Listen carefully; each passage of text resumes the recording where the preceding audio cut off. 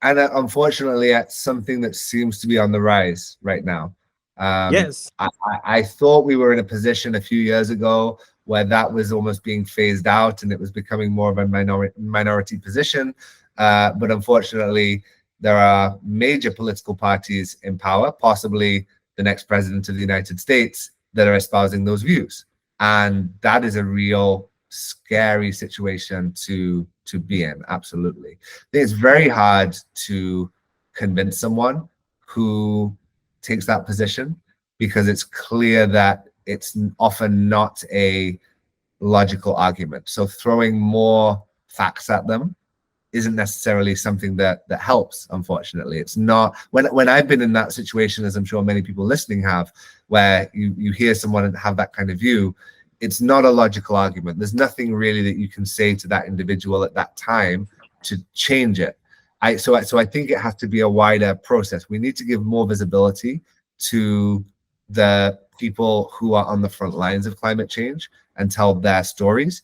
Because if you're living in the Midwest of the US, where the realities of climate change seem very far away and it's not on your front doorstep, then of course the reality is not, it's not your reality. So it's very hard to empathize with other people's situations. So yeah, it's a big one. There's a lot of people who could answer this better than me, who've done studies on how to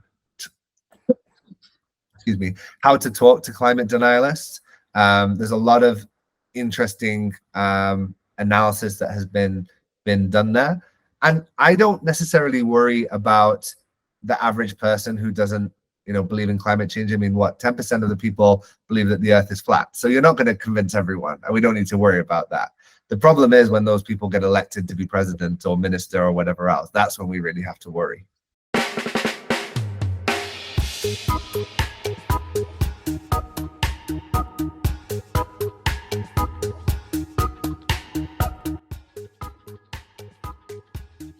Hello, everyone. My name is Hippolyte Novella from Climate Tracker, and welcome to another episode of Caribbean Climate Calabash Podcast. We have a special invited guest with me, James Ellsmoor from Island Innovations. James, welcome. How are you doing today? Good morning, Hippolyte. Thank you so much for having me. Doing great here. How are you? I'm doing great as well. So let's start off by talking what's Island Innovations, what's its purpose, and what do you do in the Caribbean? For sure. So Island Innovation is a global network focused on sustainable development for islands. So of course that includes the Caribbean, but we work in islands from Scotland to the South Pacific, from the Arctic. So really a broad range of different island regions. So that includes small island developing states in the Caribbean, the Pacific and Indian Ocean, but also subnational regions, territories, and even municipalities. The idea here is that many island regions fall between the cracks in terms of how they can engage with each other. So of course the SIDS, the small island developing states, have a very strong network together, but in the Caribbean, you'll know you have many regions such as Puerto Rico, the British Virgin Islands, San Andres and Providencia, that are islands in the Caribbean, but are actually classed as regions or territories of other countries, which limits to an extent their ability to be involved. And so our platform is really a media platform, and we host events designed to bring together islands of any jurisdiction to share ideas, knowledge, understanding when it comes to sustainable development, and of course, including climate change mitigation and adaptation. Yeah, so we have a lot of NGOs, a lot of organizations, a lot of groups and entities working in the Caribbean when it comes to climate change, biodiversity, and other topics, right? So what makes Island Innovations unique or separate from these other organizations? I would say the global focus that we have. So how can the Caribbean be an example to other regions in other parts of the world? I've been witness to some really great conversations showing how renewable energy projects, my background is specifically renewables, but our work is more broadly. So we look at the whole system, because I think on an island system, you can't talk about just energy without looking at tourism, waste, climate, all these other areas that interact for sustainability. And so my background is originally energy, and I've seen some great conversations showcasing how the Caribbean region and certain islands in the Caribbean region are really leading as an example when it comes to the transition to renewables.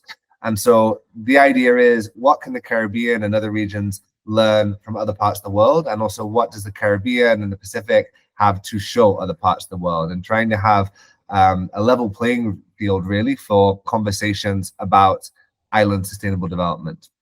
And I think the difference that we have is that we engage with the high level political actors. So for example, our annual conference last year, we were very happy for it to be opened by Prime Minister Motley from Barbados, but then also working with the very localized groups, maybe NGOs or small businesses that are focused in, maybe not even a whole island, a specific parish or region of an island, and trying to give accessibility to information. Our origin, we started before the pandemic with our big event called the Virtual Island Summit, which happens every year. And of course, back then it was, there's this thing called Zoom that you can download and participate. A lot of that's been very normalized now, which is fantastic. But, not that long ago, the idea of having a conversation about renewable energy with Jamaica, Fiji, Iceland, and Hawaii all in the same room to share was much less common. But it's really great to see now that there is more opportunities for these kind of conversations. And of course, the Caribbean, I think, really benefits from that. Okay, so how do you make it relatable? Because a lot, what I find, especially here in Belize, is that the regular man and woman on the ground, they know the climate is changing. Mm-hmm. They know something is up with the weather, but they don't necessarily understand climate change. They don't understand the need for sustainable development. How do you make that relatable to the people on the ground through the work that you guys do? So I know you all tend to talk about climate change. We tend to talk about sustainable development, which is still, a buzzword that not a lot of people understand. But I think it's really important when we think about sustainable development to not just think about the environment. Normally you think about environment as the first thing, but it's environment, economy, society. How do those three things interrelate? Because of course, if people are worried about putting food on the table at the end of the day, of course, they're not thinking about the environment, right? So you can't have environmental conservation and sustainability without a healthy economy that shares the benefits, and also an engaged society. And so for me, sustainable development is about balancing all of those three things. In Belize is an interesting example, right, where a significant part of the economy is also based on the natural beauty and pristine nature of the country. And so you need to make sure that if there is tourism development, that is balanced by this protection, because all these things interrelate. But of course, you can't talk about climate change without thinking about healthcare, education, the things that the average person is thinking about on a day-to-day basis. How do they get those basic services, access to food and water and all those other things? So that's the way I like to think about it, is not that the environment and humans are two separate areas, but it's all about how these things interrelate in a system. Yeah. Okay. So let's go to COP28. So first question, general review. What do you think about the outcome, the results, negotiations, how it all panned out over the course of 2 weeks? And are you satisfied at the developments made or any progress made there at COP28 in Dubai? I don't think anyone's satisfied with COP. No one is ever satisfied with COP, but that's inevitable. You have close to 200 countries coming together, trying to make a decision, trying to agree with something. It's going to be slow. It's going to be painful. COP is not ideal, just as the United Nations as a whole is not ideal. But I much rather having this system and this mechanism than having nothing at all. So I do think, of course, there's always going to be improvements that can be made to COP. And I do worry about the growing frustration. Although I understand why people are frustrated with COP, the alternative of not having a COP, for me, is worse. So every year there is some progress, some movement. It does seem now that the oil countries and the big polluters are growing in confidence, and that is really slowing things down. But it's a necessary conversation that we need to have. For us, I think it's also really important what happens outside the negotiating rooms. The negotiating rooms are, of course, the center of COP. All these countries coming before the Paris Agreement, all these countries are coming together to make a communal decision. But as that has slowed down and has had, some successes, but takes time, there's also this whole ecosystem around the negotiations of civil society, businesses, other government representatives, academics coming together to share information and work to solutions on climate change. And I've got to say that the COP28 in Dubai, the Caribbean had one of its best showings yet of people from the region coming, and a lot of things happened that actually were between people from the region getting to go to Dubai, meet together, and to be able to move projects forward. So we supported, as part of our Caribbean Climate Justice Leadership Academy, we supported 10 young climate change advocates from around the region to attend COP and to participate, have their voices heard, have a platform, but also have that as an experiential learning experience. So when they go back to their home countries, they can actually use the resources, the connections that they made at that event to be able to accelerate their work. And finally, have a regional network, because people in the region know how isolating it can be. The third part is also the need for regionalism and regional connections.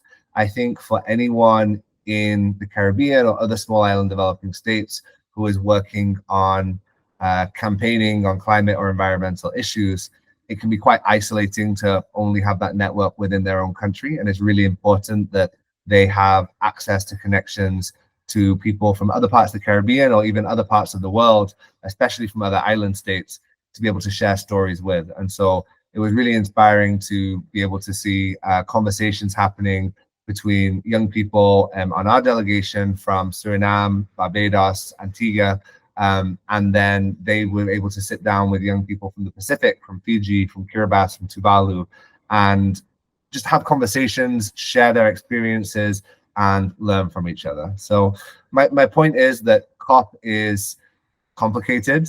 COP is frustrating. It is always going to be. That's how these systems work. But I think a lot of other things happen outside just the negotiations, which are of critical importance for the climate change movement as a whole. Would I be accurate if I say, okay, so COP is useless, but not that useless? I wouldn't want to go as far as useless. I would say COP is frustrating and time-consuming, and sometimes ineffective, fair, sometimes useless, but is a necessary process to be able to. It's the only real tool that we have to bring everyone to the table to actually find a solution. Is it unfair? I asked that because I know AOSIS, they were complaining, or they had legitimate concerns that they were being left out of negotiation rooms, meetings towards the end of COP. Is it sometimes, the most of the time, unfair? I don't think that's only COP though. I mean, yes, it's unfair, and that is a problem. But I think that the whole international system is unfair when it comes to small island states. The World Bank, the United Nations, all of these systems, unfortunately, are not designed for small island states. They're designed for large countries that have resources. And so one aspect which I do think benefits small island developing states is one nation, one vote. So Antigua and Barbuda has the same vote as China or India. I think that is a good benefit for the small island states. However, the reality is that China, India, UK, US, they're bringing delegations of hundreds of people to support them. And so there are so many things happening at COP, so many different meetings, so many different negotiations, that they have hundreds of people to be able to staff that, and also to be able to bring in their business, their youth, all these others. I think for small island developing states, sometimes you have 2 or 3 people doing that same job. Mm.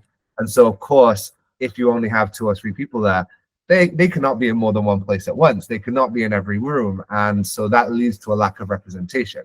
That's why AOSIS is so important, because AOSIS allows, as a group, to pool resources, pool information more successfully. AOSIS is absolutely critical, but I do agree that the system is unfair. But again, I wouldn't say that is that means that we should rule out COP. I'm defending COP. It's hard. It is hard to defend COP sometimes because it has so many flaws, and all of these flaws I think need attention and should be fixed. But I guess my point is it shouldn't mean that we get rid of COP as a system. It means that we should fix COP as a system. Yeah, we need COP, but we need a better version of COP. Exactly. Yeah. Okay. So so it's unfair. In your opinion, and I want an honest answer from you, or honest response. Why do you think big polluter countries, these organizations like the World Bank, they're not focusing on small islands or vulnerable regions? Because it's like the big polluter countries, they know what they're doing. They're causing all of this. We are paying for it, right? We are paying the devastating effects of climate change. In Belize, communities have been washed away because of rising sea level erosion. Why do you think they don't care? In my opinion, I feel like they don't care. They don't care one bit. They know we need the money. They know we need support. They know they're causing it. We are suffering. Why they don't care? You're asking me some big questions, and I agree. I agree that I think there is a lack of compassion. There's a lack of interest in the reality.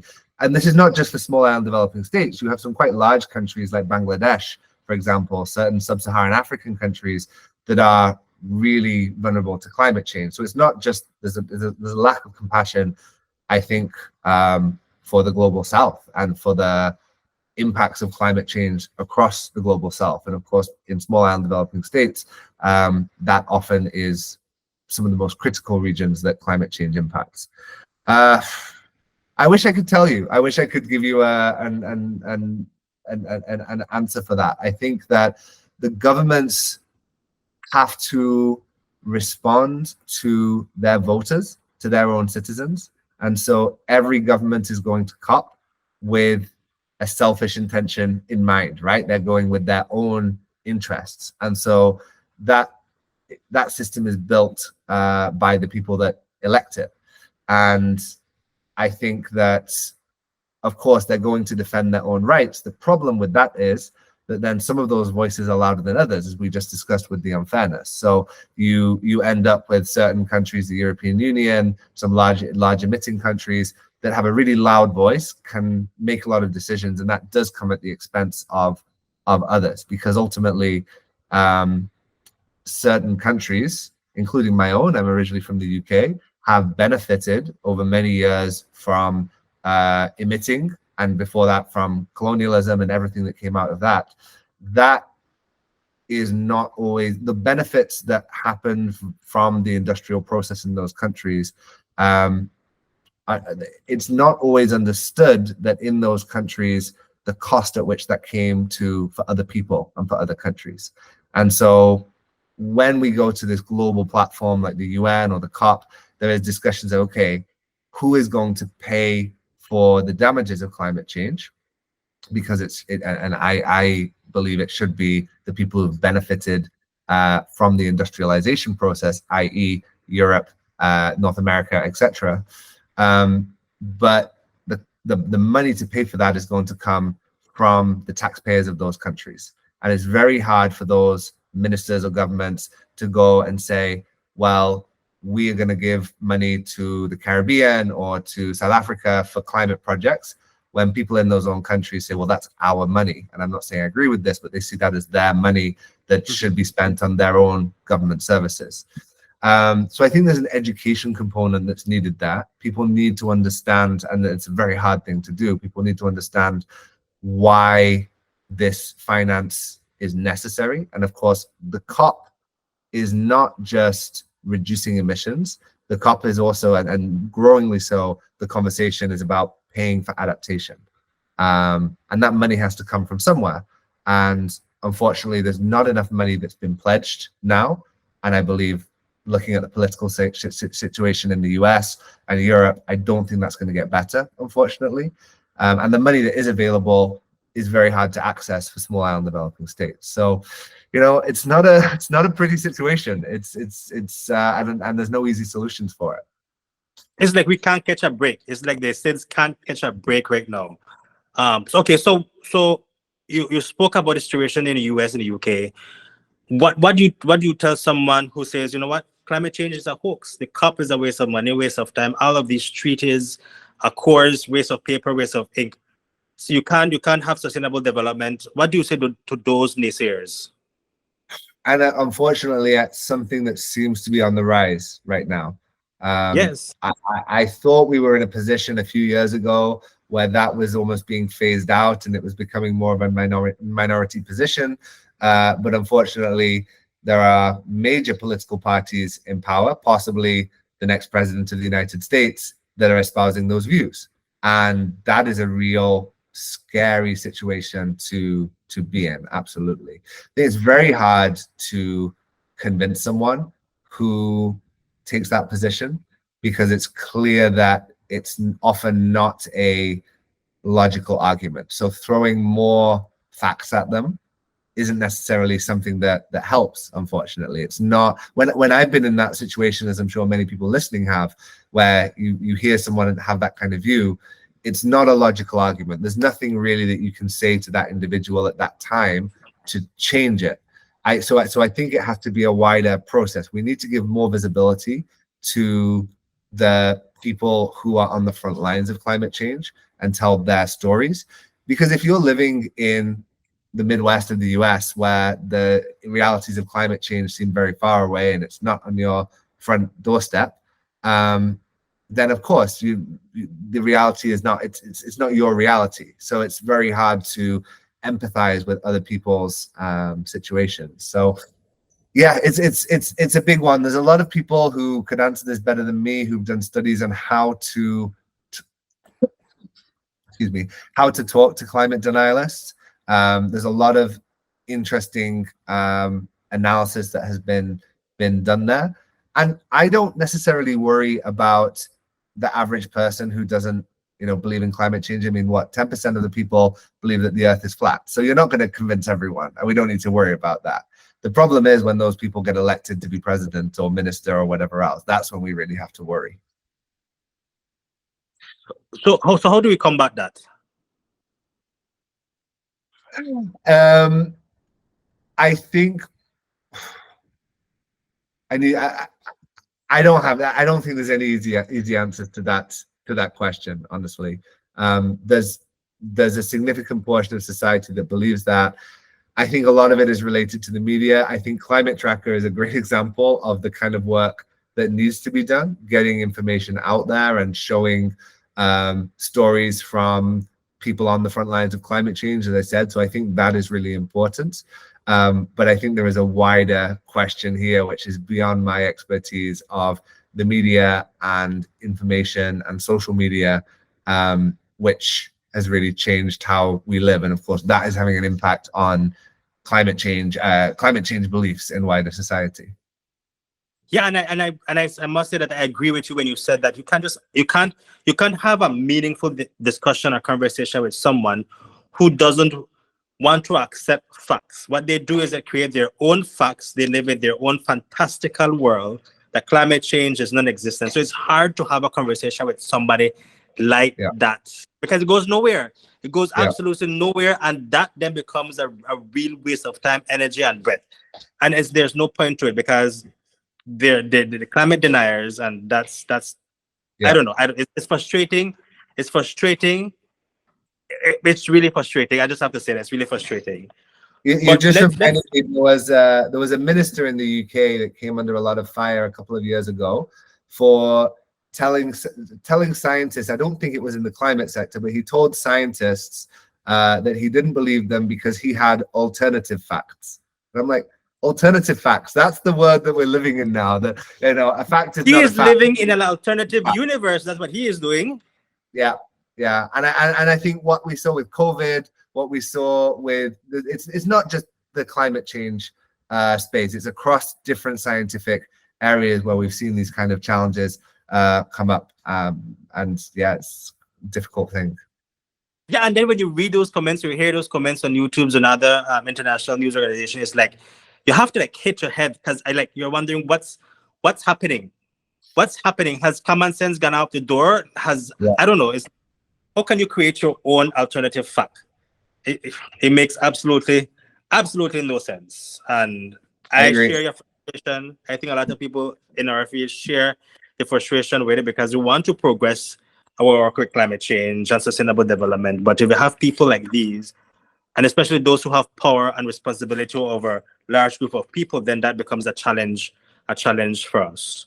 Yeah. You've been in the Caribbean in multiple countries.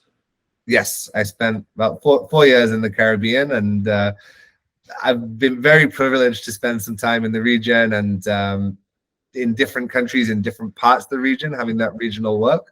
Now I'm back in Europe, but many of my colleagues are in the Caribbean. So luckily connected still to the region through Zoom, and I'll be heading back in May for the SIDS4 conference in Antigua and Barbuda, the fourth international conference on SID. So I still very much keep connected to what's happening in the region. Have you seen firsthand some of the effects of climate change in the countries that you visited of been Caribbean? I've been very privileged not to have been a direct witness. You know, I had friends who were in Dominica or Puerto Rico when the hurricanes hit, for example. I did travel to Puerto Rico post Maria and saw some of the impacts there and the impacts on people's lives. Again, especially my background being energy, I think that was a really scary example of how when the electricity system failed post disaster and what an impact that had on the whole island. So I was involved a little bit in with some of the companies that were looking at trying to rebuild Puerto Rico's grid system afterwards. But I do think it's an interesting question actually, because it's very hard, like when you see day-to-day changes, to say which of those are directly climate related or not. And actually this goes back to your other question, your other point before, that most issues are a combination of climate change and other things. Climate change is not necessarily the cause, and I think that's where it gets dangerous, because people will say in the Caribbean, well, there's always been hurricanes. Yes, of course there have been, there always have been, but they're getting more dangerous, they're getting more frequent, and climate change is an aggravating factor as opposed to the cause, and that's one of the challenges we have. One of the things that does sometimes frustrate me is, and this is not limited to the Caribbean, this happens in all countries, is using climate change as an excuse to, or to blame something. So as an example, a big hotel is built on the edge of the water and disrupts the marine ecosystem and damages the beach because the erosion, because it aggravates erosion for some change of water current, something like that. I've seen a few examples of people saying, well, climate change. No, that's because you built a big hotel, or you had some kind of infrastructure development, and that's an unfortunate side of things, where we see climate change being used as an excuse for damaging development. So these things are always very, very layered, right? Why did you start working with Smile Islands? So I started in the energy sector, the renewable energy, and I had this general interest in renewable energy and rural development. And the reason I first came to the Caribbean and also worked in the South Pacific was because when it came to renewables, I realized that actually the perfect place to look at developing the technology was small island states, small island regions. And also not just small island states, I should say. I also did work in the Scottish Islands on renewable energy, which in terms of energy is very, very similar needs, very similar challenges. Most islands in any region have extremely expensive cost of electricity. In the Caribbean, Trinidad's an exception, but the rest of the region pays a huge amount. People know this. You pay a huge amount for electricity. And that has an impact on the whole economy. And actually, I think is one of the biggest challenges that the Caribbean region and other small island states face for development is energy.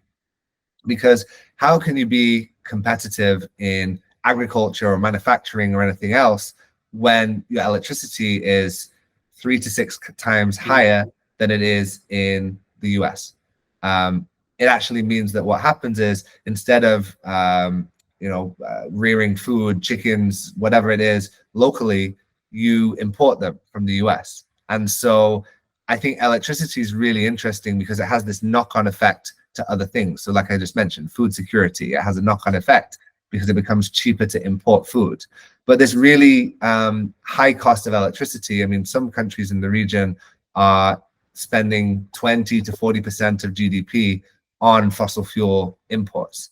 And this is actually not really climate change related. When I'm talking about renewables, I'm talking about the electricity system and the impact on the economy. But what it means is that these are the most sensible places to actually use renewables. And so although things are not as fast as they could be, this is why we are now seeing this uptake of renewable energy across the region.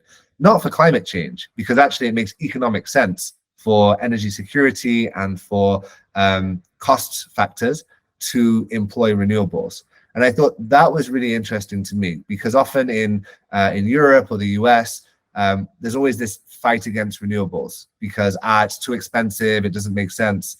So what is the case like in a region where actually renewables economically are the best option? So that was the first entry point into working in the Caribbean. And then what I realized is when you're looking at a small island context, you can't look only at energy without looking at all these other factors. And so that's why I like to think of sustainable development as a system. You need the waste element, the energy element, tourism, transportation, all of these things need to lock into place because not one thing works independently. And so anyway, just to wrap up, I actually did my master's in island studies from a Scottish university looking at island development in Scotland while I was living and working in the Caribbean. And that was why what I found so interesting was, okay, Scotland in many ways is very different to the Caribbean, but actually when it came to climate, energy, development, a lot of the issues we were looking at, even things like depopulation and brain drain and the need to provide education and health services to remote communities. All these factors were very similar. And so that was kind of where the idea for Island Innovation came, is how do we use digital technology to connect islands to share information? Because I also saw a lot of people trying to solve problems that had actually already been solved somewhere else. So why not look how someone else has done it? Obviously, you need to adapt it and apply it in your own context. And that's why I like to say, I think there's a lot the Caribbean can learn from other regions, but there's also a lot that other regions can learn from the Caribbean and how they're dealing with some of those factors that I just mentioned. Yeah, I'm glad you mentioned that because it allows me to segue to the next question. The Caribbean, Portugal, distance, miles, thousands of miles apart. Sorry. Is there any similarities when it comes to the approach of climate change policy of what you've seen there in Portugal and here in the Caribbean? Yeah. So as I say, our team at Island Innovation, we're a team of 18 and we're all working remotely in different parts of the world, including the Caribbean region. Here in Portugal, there are two large archipelagos. So you have the Azores archipelago and Madeira. So two island regions. And they are autonomous regions that have their own parliament, their own president. So they function in many ways as small island states, even though they're within Portugal. And that's very interesting because you see in these regions, again, how they're approaching renewable energy, and those are the regions within Portugal that are most advanced when it comes to the move to renewables. But also the blue economy sector, how they are looking to preserve their marine resources and how they're using marine resources to further their development. And then finally with tourism, this is very similar, actually, Madeira particularly, very similar to the Caribbean in trying to balance the need for tourism to fuel the economy with the over-tourism that is damaging the local environment. And of course, while being vulnerable to climate change, also being reliant on air transportation. And this juxtaposition of, while the only way to get to these places and even between the islands is via planes, but also being aware of the damage that does. And I think that's a separate conversation that's very interesting in the Caribbean region. The big difference that those regions have from the Caribbean is access to funding, because as part of the European Union, they are classed as outermost regions and underdeveloped parts of the European Union. And so they've received a massive amount of money from Brussels to finance their development, their infrastructure. And I think that means that they are far less at risk from the impacts of climate than another region might be. And so again, for me, it always comes back to money. How does your political organization impact your access to finance? And of course, in the Caribbean, the funding will not come from Brussels, but it will need to come from somewhere in order to pay for climate adaptation. Yeah, okay. So before we close out, James, I have a very important question, and I would caution you on how you respond, because you are in the Caribbean Climate Calabash podcast.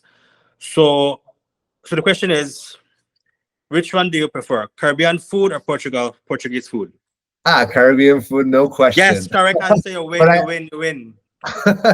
I won't tell it. No, I really missed that. And actually, that's one problem here, getting access to Caribbean food. At least when I go back to the UK and visit London, I can, normally in London, or you can normally find some good Caribbean food.